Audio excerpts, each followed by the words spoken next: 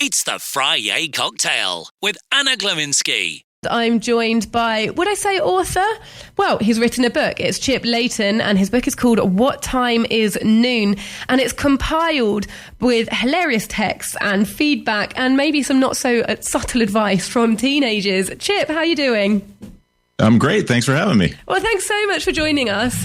Do you feel comfortable with the term author now?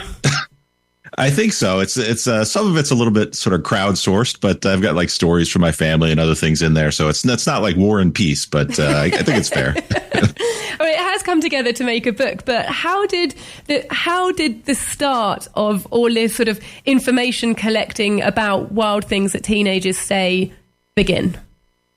Yeah, well, I started on social media a few years ago, and I started by sharing, some funny things that my teenagers had texted me. I've got 2 kids, and it sort of just resonated with people and became this kind of community. And now I have, parents from all over the world send me their funny texts, hoping that I'll feature them. And it's been kind of wild. And can you remember the very first tweet that you shared? That sort of or at least maybe sorry, just to interrupt you there. One that really gained gravitas as well, that captured people's imaginations. Well, I think the first teenager text thing I did that went viral, they were all texts from my daughter, and they were all like sort of like mock, like ordering me around, to get her food, like, make me pancakes. Do it, like sort of bossing me around. And so that got a little energy. Or another one was mom hasn't stopped rage vacuuming since you left. So teenagers have just like an interesting way of phrasing things. And then it led to all kinds of, I have all kinds of favorites from other people, but those were some from my family. How did you, I get this must happen to you all the time as well, when people realize what you've done. If they've got a family or if they know any teenagers, they start thinking of some of the ridiculous things they've heard, and they'll be like, I've got one for you, and I'm going to do that right now. Because you just said that about being ordered around. And my 6-year-old, literally when he was 6, I asked him to go, I don't know, put his plate away or something. And he turned to me and he just said, "Yes, master." Perfect. Yeah. He was 6, which is right. Scary. That's not a good sign, I guess. Did your teenagers start off younger with their quips, and how did you deal with them as well, just by making light of them on the internet?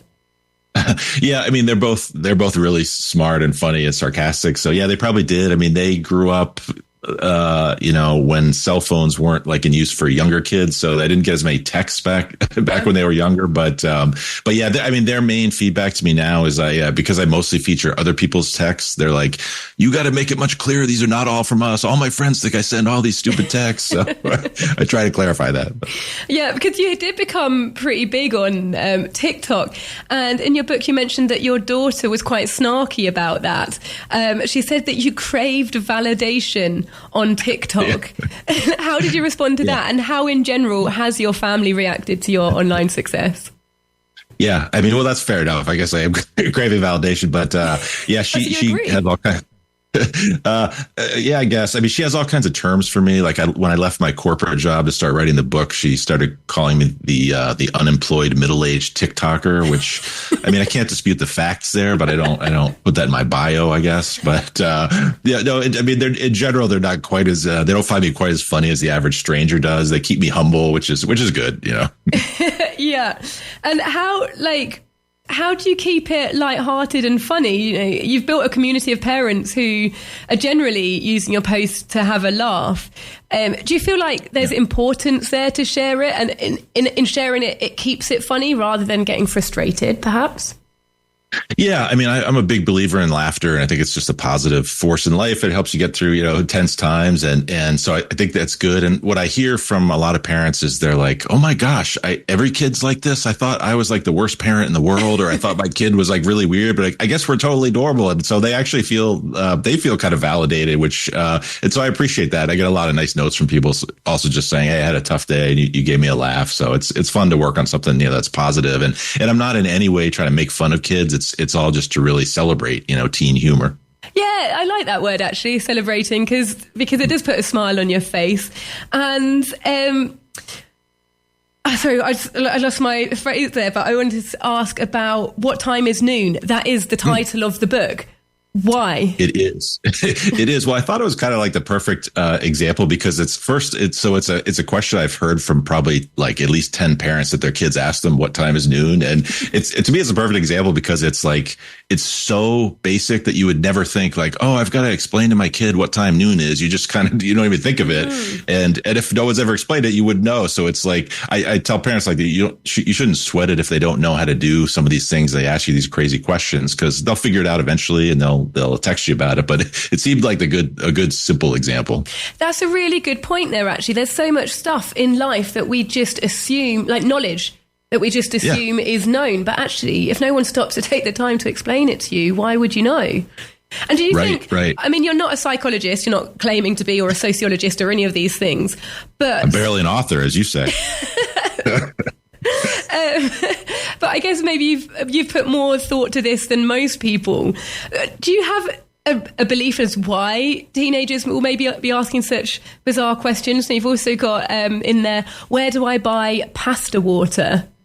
Yeah. I mean, I think it's, part of it is, I mean, we have texting now, so stuff is documented. I'm sure there are tons of stupid questions in the past before phones that just didn't get captured. But I think also, I mean, there's probably, because you can find an answer so easily on Google or YouTube or wherever, there's probably less of a need to explain so much now. So that you might have a lot of, things you just don't know. And like I said, I don't think that's a big deal, but it leads to some great content, which is good for me. And do you personally, as a dad, have somewhere that you draw the line where you say, oh, hang on now, that's disrespectful, or I find that rude, you've taken it too far? Is there a point for you personally where you feel that? My kids are both great, so I'm not sure we've ever gotten to that point. But I think the distinction I draw is like, I think it's healthy for kids to be able to behave a little differently in the house than outside. So like, my daughter will just like roast me, constantly with texts or whatever. But outside the house, she's like the most polite person in the world, and you'd find her like super nice. So I would draw the line if she started talking to other parents like she talks to me. I guess that would be what I'd say. Yeah. Fair enough. I guess it's about context and relationship and knowing the people. And that's a really important life skill, isn't it? For any adult, knowing when and who you can say things in front of you. You're expected to talk differently in front of your boss, as opposed to in front of your grandma, as opposed to in front of your best friend. Yeah, exactly. And I find certainly with my kids, and I think most kids, they have an instinct for that, and and it's generally not a big issue. Out of curiosity, where do you buy pasta water? Ours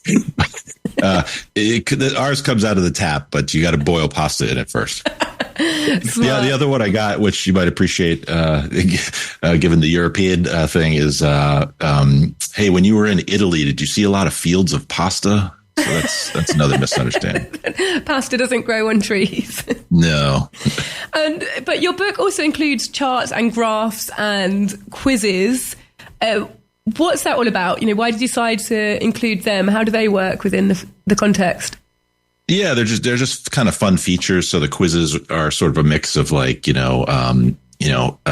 how cringy are your technology habits, as a parent? Like, do you have more than 15 browser tabs open or other things that bother teens? Or, what kind of mistakes do you make when texting? Do you use punctuation, that kind of stuff? And some of the quizzes are about, like, hey, how messy is your teen compared to others? Or so just, kind of fun things to test your knowledge and have a laugh. And, and then a bunch of like sort of infographics, like, little bar charts and pie charts that just explain different funny concepts, like the most terrifying parts of applying to college for students. And the biggest bar on that chart would be their parent asking a question on the tour. That's what they're really afraid of, because that's hugely embarrassing. So it's that kind of stuff. And I guess there's a flip side to this as well, where teens can come up with these just such off the wall questions, but sometimes I think they can also surprise us with their maturity or their understanding of something. And, we're in this position where we're supposed to be the parents and the godlike figures with all the knowledge. Have you had experiences where your teenagers have come to you and thrown you the other way, where you're like, oh, wait a minute, you've just taught me something there? Yeah, I'm sure. I'm not sure I can come up with a perfect example, but there are sometimes I'll like post a question that a teenager asks that's like funny, and then there'll be a bunch of people in the comments that are like, "Hey, actually, that's kind of a good question. I don't know the answer to that." And I'm like, I don't know that it's such a good question, but so sometimes you find out adults don't know stuff either. I can't think of a perfect example off the top of my head. Yeah, sorry to throw you without a bit of prep, but yeah, I just thought it was interesting because you just don't know what you're going to get. They're a mixed bag, aren't they? Sort of on the not adults, not children, and it's just a wild mix of who knows what's going to come up. And how long did it take you to go about compiling the book? And did you have to get permission from other people that were submitting to TikTok, or did you tell everybody, hey, I'm going to do this book, get your quotes in? How did you go about it? Well, so I've been doing this content for maybe 3 years on TikTok, and so that was obviously sort of and Instagram and Facebook, and so that fit into it. I think the book writing process was 9 months or something like that. I did reach out I made an effort to reach out to everybody who had submitted something that I thought I might use in the book, just to say, hey, I might use this. If for some reason you don't want me to, just let me know. And I mean, I literally heard back from hundreds of people, and every single one of them was like, oh my gosh, that's amazing. I would love that. I feel weirdly proud. So that was good to hear. One mom told me, I'm definitely buying that book because I'm pretty sure it's the only time my kid's getting published. So, oh, bless. So much pride there.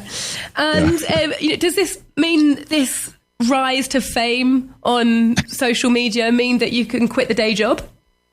So, yeah, I did. I worked in the corporate world for 25 years, worked for a large supermarket chain and in marketing and corporate strategy. And I decided to take the plunge last year, in part to give myself time to write the book and keep doing some other things on social media. And I've started to do some live performances as well, which has been fun. So, yeah, I'm really lucky to be able to do this now and put more time into it. And people, it's a fun thing, and people always, say nice things about it. So it's been great. That is absolutely wild. What an absolute sidestep from right. You're going one direction in your career, and then all of a sudden you're this thing. Would it have been your dream to maybe be a comedian, or were you looking for that thing that meant that you could try and do this sort of comedy on the internet or in some places? Or is it just something that happened accidentally and you thought, hey, why not? I'll go with it? I don't know. I mean, I definitely never had like plans to become a stand-up comedian full time. And depending on who you talk to, who's known me, they'd say I was either funny or not funny in real life. But I maybe had a little bit of a performance bug. I did some theater in high school, I think most people in their line of work, there's something a little bit more they probably feel like they have, and maybe they don't know exactly how to get it out. And I just think these platforms are amazing today. I mean, I know there's positive and negatives to social media, but the fact that like a normal person can just, reach thousands or even millions of people just based on creating something that's engaging and in some cases can, change their lives it's pretty cool. Yeah, well, hats off to you. I seriously salute this story. It's absolutely fantastic. Oh, thank you. It's it's one of those chats that really brightens your day, and I'll be telling people later on over the weekend, I spoke to this guy who'll never guess what he did with his life. It's wild. Oh, that's awesome. Thank you. I've got two more questions for you. The first is, obviously it's coming up to Christmas. This book would be a great one to put in the gift bag. Would you say it's a better one for teenagers to buy their parents, or for parents to buy their teenagers, or parents to buy for other parents? Yeah, I mean, I think it's literally like anybody could read it because it's, it's family friendly and it's a quick, light read. You could literally open any page of the book and just get a laugh. It's not a novel. I mean, parents are obviously like my kind of core audience, so that's probably more of people who are going to buy it. But I do think it makes a great gift because it's tough to buy books for people, I think, as a gift, because it's like, sometimes you're giving them this, 20-hour commitment, but this is pretty fun. You could leave it out and people could just, glance at it. So I think for anybody, but I think parents and anybody who's interacted with teens, I think will appreciate it. Absolutely. And finally, a bit more of a serious question. Would you have any advice that you'd give to other parents about how to navigate those famously difficult teenage years with their humor intact? Yeah. Well, I mean, first is definitely laugh, because laughter helps you get through some of those trickier times. But I might have said this before, but don't sweat the small stuff. Like if your kid doesn't know how to do laundry when they go to college, or they don't know how to like mail a letter. That's okay. It's normal. And that's the easy stuff that they can figure out either by asking you or looking it up online. I would focus more on the stuff that they can't look up like online, which is, how to be a good person and treat others well and that kind of stuff. And the stuff that you role model for them. And I wouldn't worry too much about the crazy laundry texts. Fair enough. Thank you for that. That's Chip Leighton we've been speaking to with his book, What Time Is Noon. It's a light-hearted, perfect Christmas gift, I would say. You can find it on the Talk Radio Europe bookshop or pop it into Google, What Time Is Noon. Chris, thank you so much for taking the time to speak with us today. It's been an absolute pleasure. Thank you very much. I enjoyed it. Bye-bye.